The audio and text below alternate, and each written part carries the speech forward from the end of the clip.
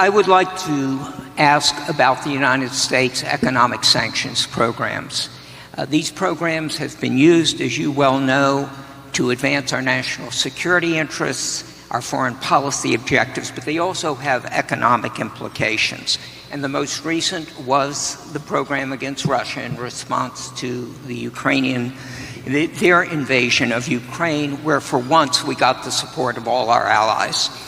So my specific question is, would you strengthen or modify any of these economic sanctions programs, particularly Russia, including the pipeline you mentioned?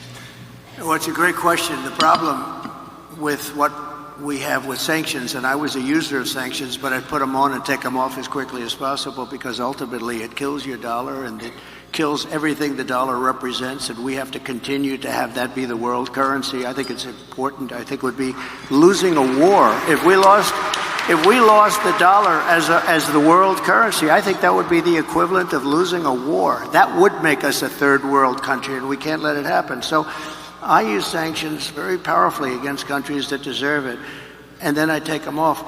Because look, you're losing Iran, you're losing Russia.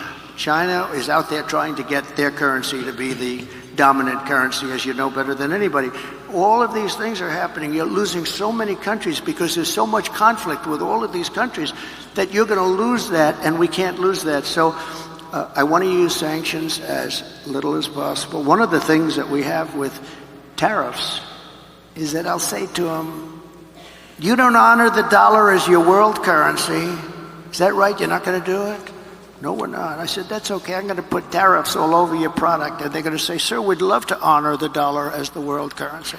You know, tariffs, in addition to monetary and the money that we'll take in, which will be bigger than you've ever seen in this country before, gives you tremendous political power for something like that, as an example. I stopped wars with the threat of tariffs. I stopped wars with two countries that mattered a lot.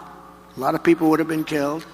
And I threatened tariffs coming into the United States if they don't make peace. And we made we didn't have conflicts like you have right now. We had very intelligent people. But the biggest threat you have is you lose that currency, and we have lost something that you'll never get back. And we can keep it if we're smart, but they use it too much, and then they just forget about it. And these countries like Russia, it's going out now and doing its own thing, and you know, they're going out bragging about how they don't need us anymore, et cetera, et cetera.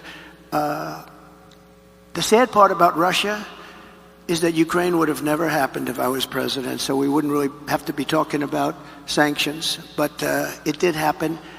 And one of the things I'm going to do, a little bit relevant to your question, is if we win, I believe I can settle that war while I'm president-elect. Before I ever get into office, I can get that war settled and get that war stopped, because it's a horrible, horrible war